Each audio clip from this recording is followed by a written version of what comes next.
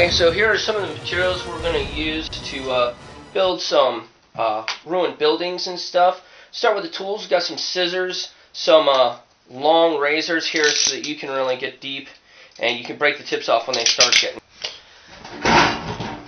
Alright, well anyway, my battery went dead before I could really get into introducing what I'm doing here. Now, this is from my Army Man War Game, and these are foam card buildings. And what I did is I got a sheet of black foam card. It comes black, which is good because you don't have to paint it or anything. You don't have to worry about the white showing through. And it was like $5, and I was able to make these 1, 2, 3, 4, 5, 6, 7, 8 buildings, or 8 pieces of terrain. And I got plenty of leftovers here for rubble, which I'll add in later. But basically what I did is I made these 6-inch by 6-inch squares. And the reason why I made them 6 inches is because that way, in the Army Man War Game, you have like a 3-inch or 2 movement space command radius. And if you make your building 6 inches, if you have a leader in that building, you can pretty much assume that anybody else in that building would be under his command radius. So you don't have to really do a whole lot of measuring or anything like that. Another thing, I just cut these out. When I pin these together, I use some Elmer's glue here. This is an Elmer's, but a generic craft glue. And whenever I glued them, I stuck these sewing pins in. I just got a box of sewing pins for like $2, and I pinned every one of these like down the edges and even in the base here of the flooring. It gives it A, it holds it in place while the glue dries, and B, it gives it a lot of extra support. Like, see, on this building you have this half floor here, and when you're putting your guys in here, you don't have to worry about the glue breaking loose and this thing like falling or breaking or anything, because that's in there. It's pinned in like 6 places, 2 on the sides and 2 in the front, or 3 in the front. So you know this is going to stay solid. The next step is going to be, we're going to take some sand.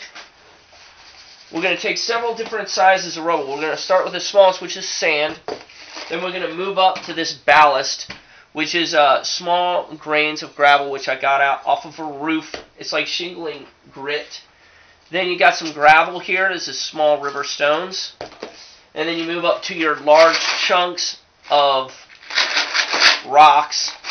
And then we'll also put in these pieces of scrap here, which will simulate like chunks of concrete and stuff like that. And then also, I have these pieces of balsa wood here.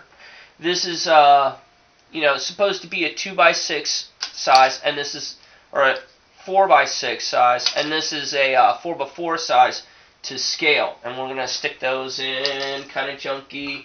And I got some other little pieces of scraplings here, and pieces of modeling sprue. I'm gonna chop up and make into rubble. I got some straws here. I don't know if I'm going to use these straws or not, but I got them broke out here.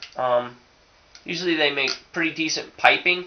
Well, I don't think I'm going to really worry about piping this time around, but we'll see what happens. I also have some moss and some flock in case I want to make them look a little green. You take a little bit of this. Just this one building, and you like stick some of this around. Just doing that right there makes it look like this building's been abandoned for a really long time. This stuff really just, it's real cheap. You can pick it up off the ground, so virtually it's free, and really adds a lot. This building looks real plain right now, but once we get all of our texturing done and our coloring done, this thing's gonna look outstanding. Like, you'll notice that I made 2 of each, 2x2. Like, these 2 buildings are built similar. These 2 back here are similar. These 2 here are the same. And but when we get them all the individual stuff done to them, these are really going to be they're going to look completely different even though they are the same.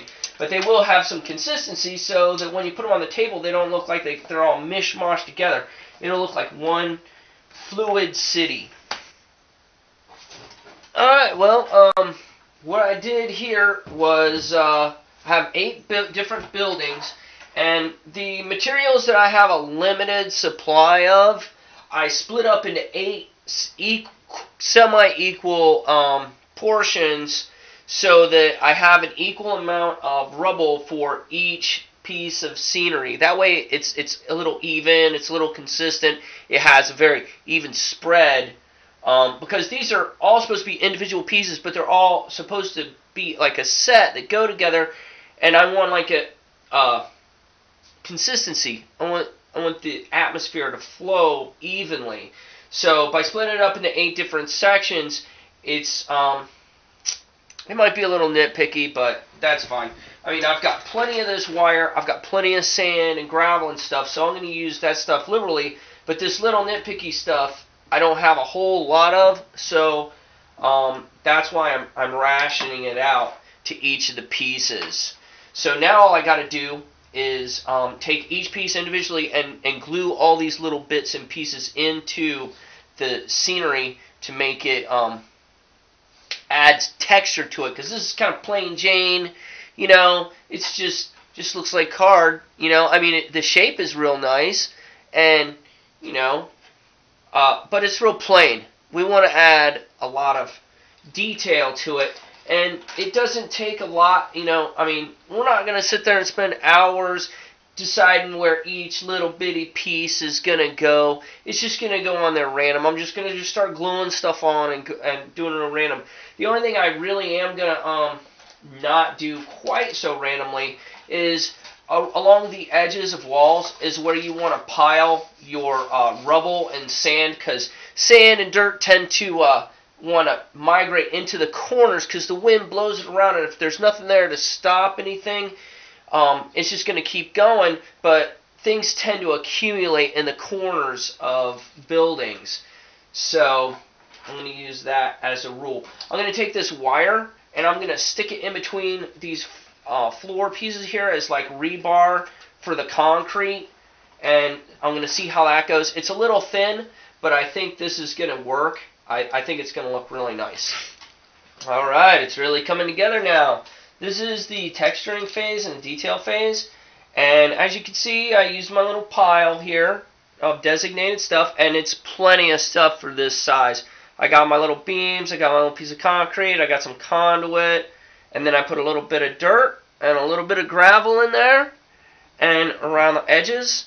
Now I'm keeping these areas open. Now I leave the sand on there, and when it dries, that's when I blow it off. I like to keep it on there before the glue dries and let it dry with loose sand and then blow it off afterwards. That way as much sand gets on there as possible. And I leave this part open because you got to have some place to play. I mean, it can't just be a play pretty, you know. Now the outside's pretty plain Jane, you know. We're just gonna paint that. Now where we have an edge like this on some of them, like for instance like this one where there's a street way, this is gonna get more texturing, but on these that don't really have a border, I'm going to leave those plain because it's just a game piece. You know, it's not a work of art or anything. I took this little wire here. Where did I put my wire? I took my flower wire here, and I made my little pieces of rebar in the tops of the walls. And then when I get into ones where they have a floor, I'll put some rebar in those too. So that one's done, and as you can see, like just this little pile of stuff right here for one building really spreads out a long way, you know, almost to where like you're gonna have a hard time putting people in there.